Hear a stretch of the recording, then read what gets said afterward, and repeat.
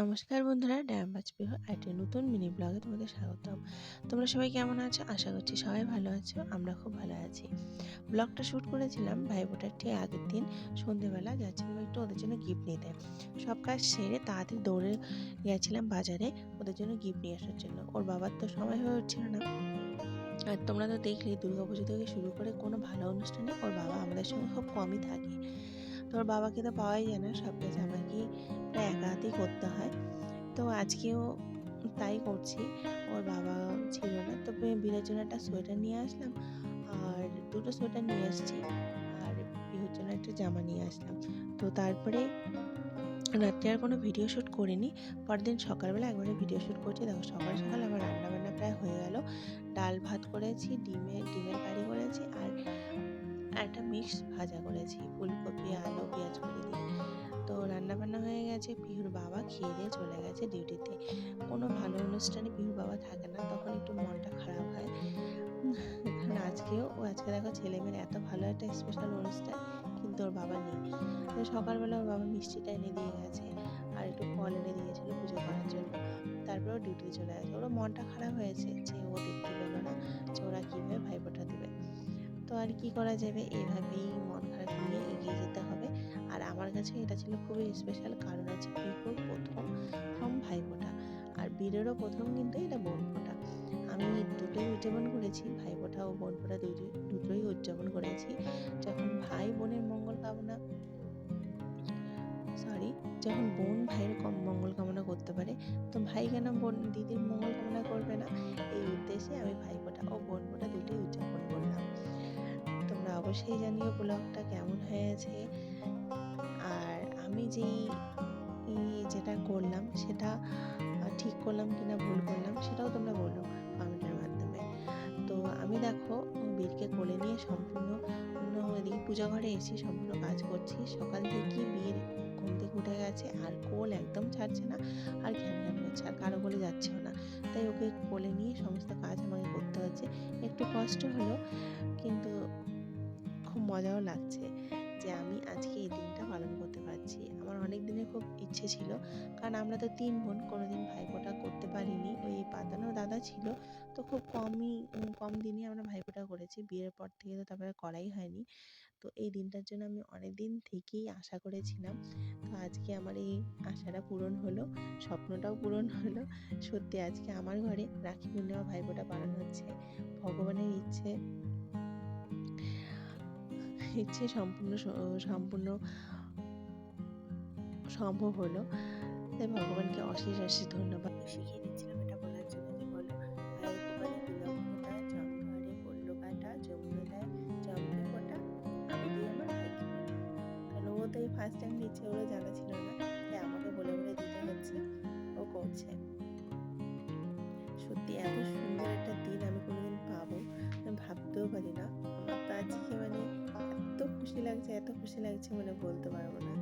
তোমরা এদের দুই ভাই বোনকে খুব খুব আশীর্বাদ করো, জেনে এদের সম্পর্কটা সবসময় এরকম সুন্দর থাকে, আর ওরা অনেক বড় হোক, অনেক ভালো মনের মানুষ তৈরি হোক। তোমরা সবসময় ওদেরকে আশীর্বাদ করো এবং অনেক অনেক ভালোবাসা দিও।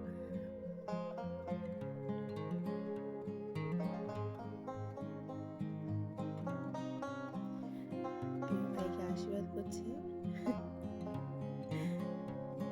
এটা একটু শেখা হয়ে গেছে, কারণ রাখি পূর্ণিমার দিনও করেছিল, তাই ও করছে। তো এবার চলে, এবার হচ্ছে বীরের দ্বারা বোন দিদিকে ফোঁটা দেওয়াবো। তো ওই বীরের হাতটা দিয়ে আমি ঘুরিয়ে দিচ্ছিলাম, আর বীর আমার দিকে দেখছে যে এটা কি করছে। আর দেখো থালাটা আমি এভাবে সাজিয়ে নিয়েছি। এখানে চন্দন নিয়েছি, কাজল, ওই কালী পুজোর দিন এই কাজলটা পেতে রেখেছিলাম, কাজলটা নিয়েছি। আর দেখো এখানে মিষ্টি আর পায়েস। আমাদের বাঙালি অনুষ্ঠানে পায়েস ছাড়া কি আর অনুষ্ঠান হয়? কিন্তু জানো তো একটা জিনিস পাইনি, সেটা হলো শীত। এখানে তো কুয়াশাই পড়ে না, এত পলিউশনের জন্য আধা রাস্তা হয়তো আটকে যায়, তাই কোনো আমি এখানে শীত পাইনি। ওভাবেই গঙ্গা জল দিয়ে করলাম। চলো এবার আমি এখানে মন্ত্রটা যা বলেছিলাম যে চলো বীর এটা বলো, বীর তার বলতে পারে না, আমি বললাম যে বোনের কপালে দিলাম ফোঁটা, জমদুয়ারে পড়লো কাঁটা, যমুনা দেয় ওর ভাইকে ফোঁটা, আমি দিই আমার বোনকে ফোঁটা। তো এইভাবে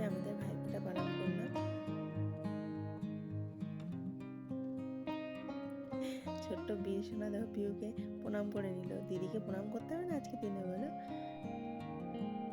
তারপরে দেখো চকলেট আর ওই জামাটা দিয়েছে পিহুকে, দেবে না, ও দেবে না। চকলেটটার জন্য ও কান্নাকাটি শুরু করে দিচ্ছে, চকলেটটা নেবে। আর যে কোনো অনুষ্ঠানের দিনই না বীর এরকম কান্নাকাটি করে, একদম থাকতে চায় না, খুব ঘ্যান করে, সকাল সকাল উঠে পড়ে আর সব কাজেরই এরকম ব্যাঘাত ঘটাতে থাকে। तो आपको जो हमारा आज का वीडियो अच्छा लगा तो प्लीज हमारे चैनल को लाइक करें, सब्सक्राइब और शेयर करें सबको, अपने फ्रेंड्स को।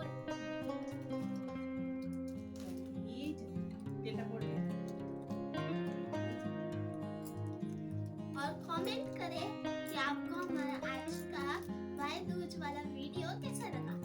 আর আজকে পিহুকে দেখো শাড়ি পরিয়ে রেডি করেছিলাম। ইচ্ছে ছিল একটু অন্যভাবে সাজাবো, কিন্তু সেটা আর হয়ে উঠলো না, বীর খুব কান্নাকাটি করছিল। তো একটা ফটো তুলতে দিচ্ছিল না, এখানে একটু ফটো দিয়েছিলাম, এদিকে মানে এক সেকেন্ডও ও থামবে না, কন্টিনিউ ভাবে কাঁদছে। তো যাই হোক, আমাদের এইভাবে ভাইফোঁটা বোনফোঁটা দুটোই উদযাপন করা হলো। তোমাদের ভিডিওটা কেমন লাগলো অবশ্যই জানিও।